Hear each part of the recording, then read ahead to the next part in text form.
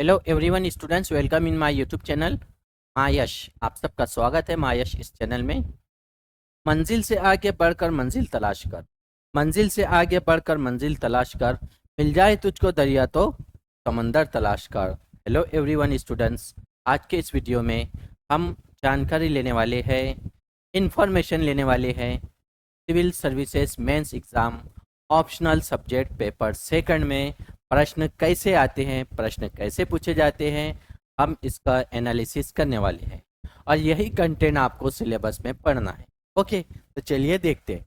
यह civil services main examination 2024 PYQ previous year question paper, राजनीति विज्ञान तथा अंतर्राष्ट्रीय संबंध political science and international relations paper second. समय दिया गया है आपको 3 घंटे का और मैक्सिमम मार्क्स है आपके 250। सबसे पहले किसी भी पेपर को पढ़ने से पहले उसका इंस्ट्रक्शन पढ़ना बहुत इंपॉर्टेंट है। अगर आप हिंदी मीडियम के हैं तो हिंदी में इंस्ट्रक्शन पढ़िए, अगर आप इंग्लिश मीडियम के स्टूडेंट हैं तो इंग्लिश में इंस्ट्रक्शन पढ़िए। यहाँ पर question paper specific instruction, okay. और वही इंस्ट्रक्शन अनुदेश, प्रश्नों के उत्तर देने से पूर्व प्रत्येक अनुदेश को ध्यानपूर्वक। 8 प्रश्न होंगे, इसमें भी 2 खंड है, हिंदी और अंग्रेजी में पेपर छपे हुए हैं। क्वेश्चन नंबर 1 और 5 कंपलसरी है, बाकी प्रश्न के जो खंड से कम आपको एक प्रश्न चुनकर किन्हीं 3 प्रश्नों के उत्तर देना है। हर प्रश्न के सामने उसके मार्क्स डिस्ट्रीब्यूट किए हुए हैं।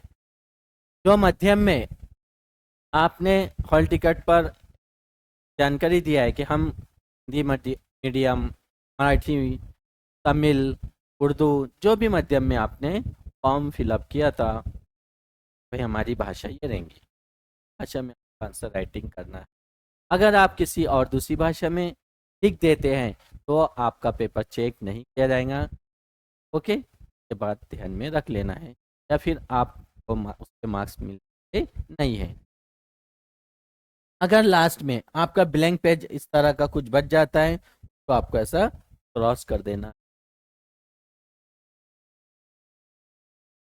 करते हैं पहला खंड ए, 2 खंड है, इसमें भी टोटल 8 क्वेश्चन है। 8 में से आपको पहला और 5वां कंपलसरी है, बाकी ऑप्शनल में। देखते खंड ए में क्या सेक्शन है। निम्नलिखित प्रत्येक प्रश्न का उत्तर भाग 150 शब्दों में दीजिए। Answer the following question in about 150 words. In about, तुलनात्मक राजनीति के अध्ययन के व्याख्यात्मक दृष्टिकोण चर्चा कीजिए, या फिर discuss the interpretive approach to the study of comparative politics. 10 marks के लिए पूछा है प्रश्न। विश्व व्यवस्था सिद्धांत के केंद्रीय तत्वों की व्याख्या कीजिए। Explain the central tenets of the world system theory. World system theory उसके वर्तमान शासन की विस्तारवादी प्रवृत्ति उसके सोवियत जमाने जैसा महारूस बनाने के इरादों का संकेत देती है। टिप्पणी की the expansionist tendencies of the current Russian regime indicate its intentions for the realization of a greater Russia on the line of the Soviet era comments।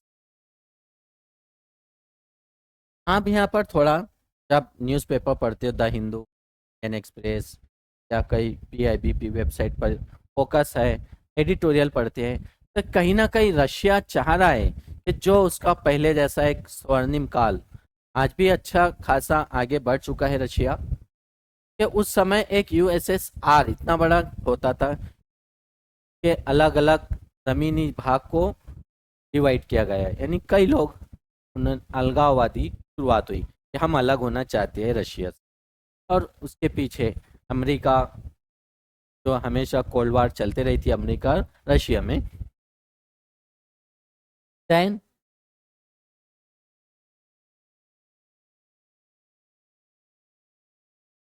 D question, अंतरराष्ट्रीय संबंधों के अध्ययन के लिए आदर्शवादी दृष्टिकोण के विभिन्न पहलुओं की व्याख्या। इस दृष्टिकोण की समसामयिकी पर टिप्पणी। Explain the various facets of the idealist approach to the study of international relations, comment on it's contemporary relief for 10 marks, 10 number के लिए। जब हाई लेवल की आप स्टडी कर रहे हैं, focus, concentrate, dedication, will power, ये चीज़ें आपको आगे आगे आगे लेकर, कोई नहीं रोक सकता। क्यों? कि यही तो चाहिए, कंसिस्टेंसी विथ डेडिकेशन के साथ। और इस तरह हम हमारी ज़िंदगी में ग्रोथ एंड डेवलपमेंट देख रहे हैं, एक कंसिस्टेंसी। और यूपीएससी एक परीक्षा जो है, प्रोसेस है, ऐसा नहीं है चट मंगनी पट बिहा, आज आपने फॉर्म भरा 1 महीने 2 महीने के बाद उसकी एग्ज़ाम है, ऐसा है नहीं। आपको 12 के बाद पूरा फाउंडेशन क्लास या फिर पूरा फाउंडेशन की तैयारी, फिर आप 3 ईयर डिग्री करते हैं के बीएससी मेडिकल इंजीनियरिंग, उसमें भी आप स्टडी करते रहते हैं। जब आपकी डिग्री कंप्लीट होती है, 21 हो जाती है या पियरिंग ईयर में रहते हैं, तब आप उस परीक्षा को देते हैं। अब परीक्षा भी कैसी 3 स्टेज में पहुंचती है, पहले प्री पास करोगे, फिर मेंस पास करोगे, उसके बाद फिर आपकी ट्रेनिंग, तब आपके अंदर पूरी मैच्योरिटी आती है, फिर आप deputy collector, IAS, IPS, IFS प्रकार की जॉब आपको मिल। बदलती विश्व व्यवस्था तथा चल रहे क्षेत्रीय संघर्षों ने साथ ही वैश्विक शक्तियों व इनमें पक्ष लेना निरस्तीकरण के लिए पहले हुई प्रगति को खतरे में डाल दिया है। टिप्पणी की, the changing global order and ongoing regional conflicts with the global powers taking at sides have jeopardized the progress made towards disarmament in the post। Comments कीजिए फॉर 10 मार्क्स। वैश्वीकरण को विस्थापित कर रहा है। टिप्पणी कीजिए, deglobalisation is displacing globalisation. Comments for 20 marks. तो यहाँ पर आपको ध्यान रखना है, क्वेश्चन नंबर 1 में जो आपको एक क्वेश्चन के अंदर 5 ऑप्शन दिए, वो कंपलसरी कर 10 मार्क्स। ओके, हर क्वेश्चन को आपको 10 मार्क्स। और यहाँ पर जो आपको क्या दिया गया है, क्वेश्चन नंबर 2, पहला ही क्वेश्चन आपको 20 मार्क्स और 2 क्वेश्चन आपको 15-15 मार्क्स के दिए गए हैं। देखिए, पहला क्वेश्चन आपका 20 मार्क्स का हो गया विश्लेषण करने का। अब बी जो है, उन्नत पूंजीवादी अर्थव्यवस्थाओं में उत्तर आधुनिक राज्य की प्रमुख विशेषताएं क्या है, विश्लेषण कीजिए। What are the distinctive features of the post modern state in the advance capitalist economics, analyse करना है। 15 मार्क्स, 20 ये 50 मार्क्स। ओके, 50। नाफ्टा की क्या खामियां थी? संयुक्त राज्य अमेरिका, मैक्सिको, कनाडा समझौते द्वारा इसके प्रतिस्थापन ने उसका प्रतिकार कैसे किया, व्याख्या कीजिए।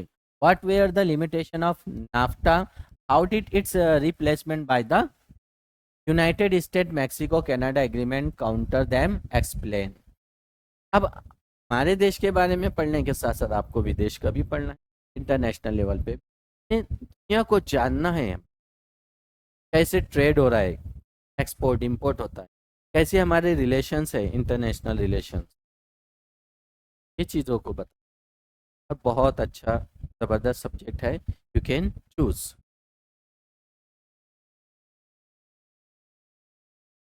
चलिए क्वेश्चन नंबर 3,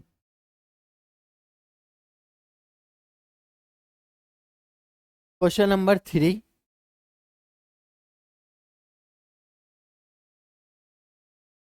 क्वेश्चन नंबर 3, विश्व के विभिन्न देशों में महिलाओं के दैहिक अधिकारों के संबंध में हाल ही के प्रमुख सामाजिक आंदोलनों की चर्चा कीजिए। Discuss the major recent social movement related to the physical rights of women in various countries of the world. हम देखते हैं कई डेवलपमेंट कंट्रीज के अंदर भी वुमेन्स ऐसे आंदोलन चल रहे हैं, खाड़ी देशों में भी आंदोलन चल रहे हैं, हमारे भारत में भी कई ऐसे आंदोलन होते हैं वुमेन्स के लिए, महिलाओं के लिए। इस बारे में आपको न्यूज़पेपर मैगजीन में अच्छी खासी इन्फॉर्मेशन मिल जाएंगी। बढ़िया, यू कैन राइट। ओके, और अगर आपको पहले से प्रैक्टिस करना है तो डेली आपको 2 पेज राइटिंग प्रैक्टिस, जो भी आप न्यूज़पेपर में कोई टॉपिक पढ़ते हैं, एनसीईआरटी पढ़ रहा है या कोई रेफरेंस बुक कोई टॉपिक लिया है या प्रीवियस ईयर क्वेश्चन पेपर के ऐसे क्वेश्चन को आप सॉल्व करने की प्रैक्टिस करते हैं, तो आप पहले से प्लान स्ट्रेटेजी के साथ अपना मिशन पूरा कर सकते हैं। विकासशील समाजों में लोकतंत्र के पोषण एवं स्थायीकरण में राजनीतिक दलों की भूमिका का आलोचनात्मक परीक्षण कीजिए। Hindi. Critically examine the role of political parties in sustaining and stabilizing democracies in the developing societies. The marks 20, 35, 50. Question number 3, क्या आप इस विचार से सहमत हैं कि यूएस संसार में अपना वर्चस्व कायम रखने के लिए रणनीति के पारंपरिक उपकरणों के रूप में नाटो का उपयोग करता है? Do you agree with the view that the USA uses NATO as a traditional tools of strategy perpetuate its hegemony in the world? अब देखिए, हम बात करते हैं जिस तरह इंडिया पाकिस्तान की वार शुरू हुई। ओके, हमने ऑपरेशन सिंदूर शुरू किया और हमारे बॉर्डर पर एक माहौल पूरा प्रोसेस शुरू हो चुका, और उधर से अचानक आफ्टर 1 वीक मेडिएट का काम डोनाल्ड ट्रंप साहब करते हैं। अभी तक हम ना पाकिस्तान रुक रहा ना हम रुक रहे, किसी की बात नहीं मानी। लेकिन अमेरिका के कहने पर क्या प्लान था उसका, वो आप पढ़ सकते हैं द हिंदू न्यूज़पेपर एडिटोरियल में, मैगजीन में, कि क्या वजह थी कि हमने अचानक अमेरिका के डोनाल्ड ट्रंप के पर सहमति बना ली। प्लान है आईबी का, सीआईए का, क्या प्लान चल रहा था आईएसआई का, हमारी राह क्या कर रही थी। तो ये एक अलग सिचुएशन थी, लेकिन अचानक हमने अमेरिका के कहने पर एक जंग बंदी का, सीज फायर का काम शुरू कर दिया, लेकिन अभी पूरा टोटली खत्म नहीं हुआ है। तो इस क्वेश्चन से हमें पता चलता है कि अमेरिका जो है अपने आप का एक राजनीतिक इंटरनेशनल लेवल पे पावर करना चाहता है। विद द एग्री, क्या आपको बताना है, क्या आप एग्री है the view of that the USA use कर रहा है नाटो को as a traditional tool of strategy perpetuate hegemony in the world. और बहुत अच्छी तरह से आप लिख सकते, एक्सप्लेन दे सकते, एग्जाम्पल के साथ बाकायदा शो कर सकते। क्वेश्चन नंबर 4, क्वेश्चन नंबर 4 का ए, यहाँ पर भी आपको पहले 20 नंबर का क्वेश्चन आएगा। ग्रामशी द्वारा प्रतिपादित आधिपत्य सिद्धांत वैश्विक शक्ति की प्रकृति में कई मूल्यवान अंतर्दृष्टि प्रदान करता है। The Gramscian theory of hegemony provides many valuable insights into the nature of global power. Comment कीजिए 20 मार्क्स के लिए।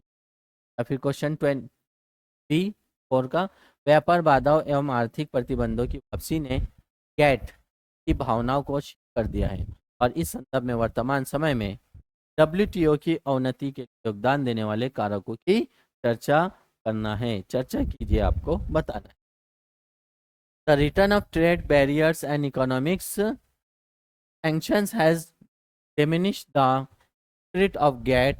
In this context, discuss the factor contributing to the decline of WTO in recent time.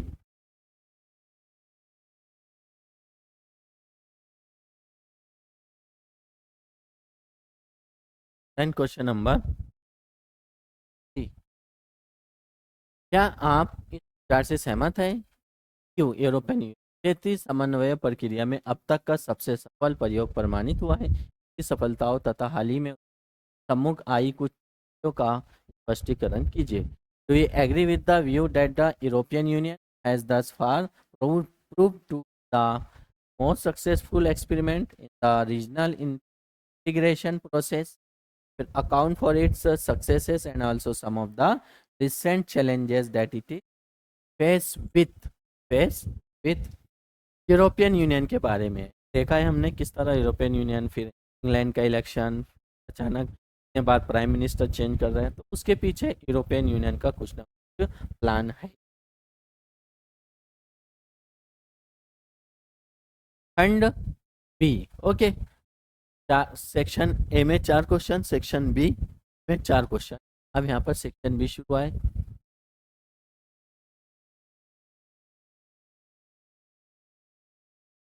ये compulsory आपको निम्नलिखित प्रत्येक प्रश्न का उत्तर लगभग 150 शब्दों में, यानी आपको 5 क्वेश्चन करना है। क्वेश्चन को 10 marks. Answer the following question about to 150 words. Veto के अधिकार के बिना स्थायी सदस्य बनने के स्थान पर भारत को संयुक्त राष्ट्र सुरक्षा परिषद का अर्थ स्थायी सदस्य बनने का प्रयास करना चाहिए। टिप्पणी की, India must strive to become a semi permanent member of the UNS rather than the permanent member without the right to veto United council. अब धीरे धीरे हमारा भी एक पावर बढ़ रहा है इंटरनेशनल लेवल पे। यूएनओ के अंदर जो है हमारी भी एक डिमांड है, हमारा एक नाम है, एक पावर है ना। तो इस तरह यूनाइटेड नेशंस में सिक्योरिटी काउंसिल जिस तरह वीटो पावर है ना, कुछ ऐसे देश होते हैं परमानेंट तो राइट्स होता है, तो वैसा हमारा भी एक रोल होना चाहिए के अंदर। ऐतिहासिक रूप से भूटान भारत का मित्र रहा है, परंतु चीन भूटान के सुरक्षा के मुद्दे बन गए हैं। चर्चा की, Bhutan has historically been ally of India, but the China-Bhutan border related to have become a secret. अब हमारे पड़ोसी मुल्क है या पाकिस्तान, बांग्लादेश, नेपाल, भूटान, म्यांमार, श्रीलंका, मालदीव। अगर हम को अच्छा जैसा सार्क उसके लिए सबसे बेस्ट एक प्लेटफॉर्म है, वहाँ पर हम लोग उनके ऊपर फोकस करेंगे, जो बॉर्डर का जो इशू रहते हैं उसको सॉल्व करेंगे। तो चाइना को हम नीचे रखेंगे प्रेशर में। अदरवाइज अगर हम इनके ऊपर ध्यान नहीं देंगे, हम करीब नहीं रखेंगे, तो फिर हमसे ज़्यादा चाइना क्या करेगा, उनको भड़काएंगे हमारे खिलाफ। वहाँ डेवलपमेंट जैसे अफगानिस्तान, म्यांमार, बांग्लादेश, तो यहाँ पर चाइना क्या कर रहा है, इन्वेस्ट कर रहा है। तब उस इन्वेस्ट के पीछे कुछ राज सीक्रेट होता है, तो ऐसे कुछ रीज़न होते हैं। तो इसलिए इस बीच में हमारे प्राइम मिनिस्टर मिलने आए थे भूटान के तो राजा है। ओके, तो इस तरह रीज़न क्या है, क्यों आना जाना शुरू है, वो हमारे यहाँ आ रहे हैं, हम उनके यहाँ जा रहे हैं, तो हमला है।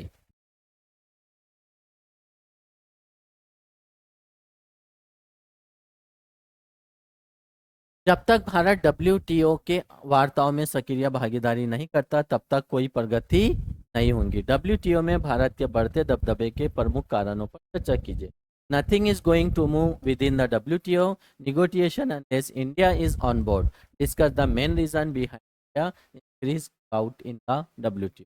तो जब तक भारत डब्ल्यूटीओ की वार्ता हो, अब उनके जो भी वार्ता, जो भी प्रोग्राम, जो भी चीज़ें होती है, उसमें हमारा हिस्सा लेना बहुत ज़रूरी है। तभी जाके हम डब्ल्यूटीओ में भारत के बढ़ते दबदबा, जो दबदबा बढ़ रहा है डब्ल्यूटीओ में, फिर हमारा उसके कुछ कारण के बारे में आपको चर्चा करना ज़रूरी है। क्या कारण है जिससे हमारा दबदबा बढ़ने लगा है WTO, world trade organisation. Okay, WTO, WHO world health organisation, UNO की अलग अलग एनजीओ ऑर्गेनाइजेशन है। एशिया प्रशांत रणनीति को नई शब्दावली भारत प्रशांत रणनीति से प्रतिस्थापित करने के पीछे तर्क पर चर्चा कीजिए। Discuss the rational behind replacing the Asia Pacific strategy with the new term Indo Pacific strategy. ये भी एक इंटरनेशनल रिलेशन से रिलेटेड गुड 10 मार्क्स के लिए। गहरे संबंधों के बावजूद चीन द्वारा श्रीलंका में निवेश एवं आर्थिक प्रभुत्व के बढ़ते प्रभाव के कारण भारत और श्रीलंका के संबंधों में तनाव देखा गया है। विश्लेषण की, despite the deep tie India relation with Sri Lanka have seen friends due to China growing influence in Sri Lanka through investment and economic dominance allies.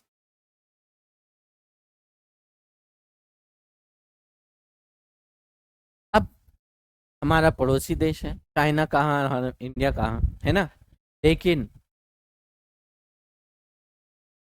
Bharat, हम भी इन्वेस्ट करते हैं, निवेश कर रहे हैं, और उधर से जहाँ जहाँ हम निवेश कर रहे हैं छोटे देशों के बैक साइड से फिर चाइना भी आ रहा है। तो अफगानिस्तान में हमारा भी इन्वेस्ट था और शुरू है, और हमारे बैक में चाइना भी आ गया, वहाँ पर इन्वेस्ट कर रहा है, निवेश कर रहा है।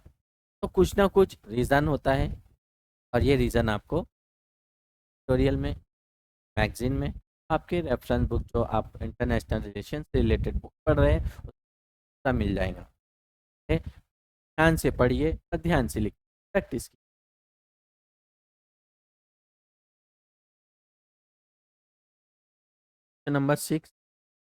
क्वेश्चन नंबर 6 का है, क्या आप इस विचार से सहमत हैं कि हाल में भारत की विदेश नीति नेहरूवाद से न- नव उदारवाद की और संक्रमण की स्थिति में है? उचित उदाहरणों की सहायता से अपने उत्तर का समर्थन कीजिए।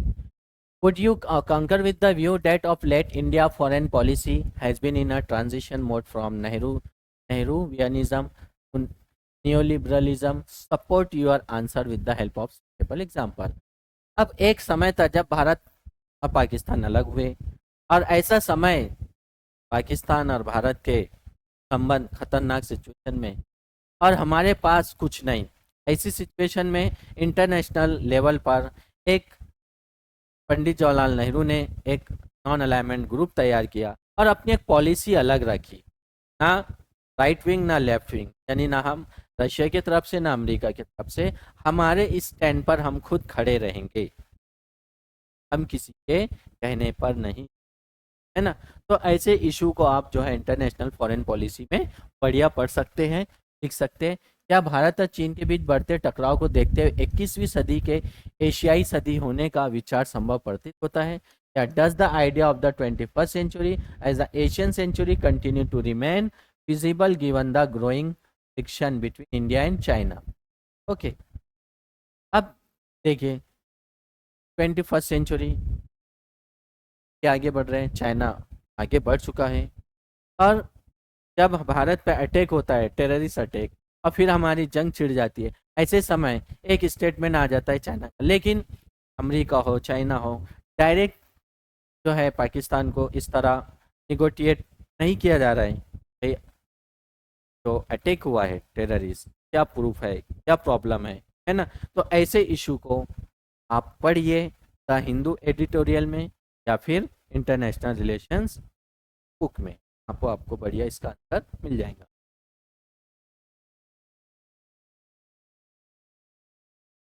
क्वेश्चन नंबर 80, 21वीं सदी में एक नई अंतर्राष्ट्रीय आर्थिक व्यवस्था स्थापित करने के लक्ष्य को साकार करने में वैश्विक दक्षिण के नेता के रूप में भारत की संभावित भूमिका पर चर्चा।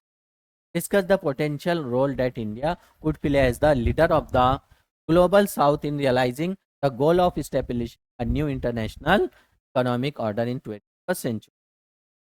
15 मार्क्स के लिए तो हो गया आपका क्वेश्चन नंबर 6, 50 मार्क्स के लिए। अब क्वेश्चन नंबर 7, ये भी 50 मार्क्स के लिए आपको। देखिए, आसियान और बिम्स्टेक जैसे अन्य क्षेत्रीय समूहों पर भारत के बढ़ते फोकस संकेंद्रण के आलोक में सार के भविष्य पर चर्चा कीजिए। अब यहाँ पर 3 ऑर्गेनाइजेशन आ गए। डिस्कस द फ्यूचर ऑफ सार in the light of India increase focus on other regional grouping ASEAN, okay, और बिम्स्टेक, इन 3 ऑर्गेनाइजेशन है। अब आपका काम है हर ऑर्गेनाइजेशन के बारे में, इस स्थापना कब हुई थी, कितने मेंबर हैं, कौन उसका चेयरमैन है, क्या रीज़न है, और कब कब उसके सम्मेलन होते हैं, और क्यों किया जाता है, उसका थीम क्या होता है, G20, G1, ओके, नाटो है। तो इस तरह के हर ऑर्गेनाइजेशन के पढ़िए। वास्तविक परमाणु शक्ति की मान्यता बावजूद परमाणु अप्रसार संधि एनपीटी पर हस्ताक्षर करने से भारत के लगातार इनकार का आलोचना कीजिए। Critically examine India persistent refusal to sign the nuclear non-proliferation treaty NPT despite the being recognized as a de facto nuclear power। Bharat और यूएसए इतने सशक्त रणनीतिक साझेदार बन गए हैं कि उन्हें औपचारिक सहयोगी बनने की आवश्यकता नहीं है। टिप्पणी की तो आप यहाँ पर आपको इंडिया एंड अमेरिका रिलेशनशिप पर पढ़ना होगा। India and USA have become such strong strategic partners that they need not become formal ally. अब ये टॉपिक पढ़ेंगे आप तो तो एक हमारे को वीज़ा के बारे में भी पढ़ना है कि भाई अमेरिका से हमारे जो लोग हैं को कैदी बना के जैसा लाया जाता है। क्वेश्चन नंबर 8 का ए, चल रहे इजराइल हमास युद्ध के मद्देनजर भारत की फलस्तीनी नीति में निरंतरता और परिवर्तन का आलोचना। Critically examine the country and change India Palestine policy in the wake of the ongoing Israel Hamas war. 20 number के लिए। अब हमारा इजराइल के साथ भी समझौता है और फ़लस्तीन के साथ भी। फ़लस्तीन से भी हमें हमारे मोदी जी को अवार्ड मिला है ना। और इजराइल के प्राइम मिनिस्टर भी हमारे यहाँ आते हैं, हम भी वहाँ जाते हैं और कई मामलों में हमारी ट्रीटी यानी समझौते हुए हैं, एग्रीकल्चर से रिलेटेड हो, वेपन से रिलेटेड हो। तो हमारी फ़लस्तीन के बारे में क्या रणनीति? तो फ़लस्तीन यूएनओ के मैटर में हमारा फ़लस्तीन के ऊपर अलग पक्ष है, इजराइल के बारे में अलग पक्ष होता है। ओके, तो ये इंटरनेशनल रिलेशन में आपको पढ़ना होगा। उत्तर पूर्वी क्षेत्र के जटिल जातीय राजनीतिक गतिशीलता पर भारत सरकार के साथ मुक्त आवागमन व्यवस्था फ्री मूवमेंट रिज्म को पर चर्चा कीजिए। Discuss the implication of the scrapping of the free movement regime with Myanmar by the Indian government on the complex ethno-political dynamics of the north eastern region. अब भारत के नॉर्थ ईस्टर्न रीजन में जैसा Myanmar है, बांग्लादेश है, okay, तो ऐसे कई देशों के बारे में तो रूल्स होती है, जैसा फ्री मूवमेंट रीजन क्या है, फायदा होता है, नुकसान होता है, वो पढ़ना है आपको। भारत ने हाल में बहुत सारे खंड की अपनी खोज में कूटनिरपेक्षता को खारिज करने का विकल्प चुना है। टिप्पणी कीजिए। India has of late chosen to debunk non alignment in its pursuit of multi alignment comment. Okay, ये था आपका क्वेश्चन नंबर 8। तो माय डियर स्टूडेंट, इस तरह आपको टोटल 8 क्वेश्चन है, सेक्शन ए में 4, सेक्शन बी में 4। लेकिन क्वेश्चन नंबर 1 और क्वेश्चन नंबर 5 ये कंपलसरी है और बाकी आपको ऑप्शन में जो दिए हुए हैं उस हिसाब से आप कर सकते। हर क्वेश्चन के सामने उसके मार्क्स दिए हुए हैं, 10 मार्क्स, 15 मार्क्स, 20 मार्क्स। ओके, फिर मिलते हैं हम next video. Best of luck.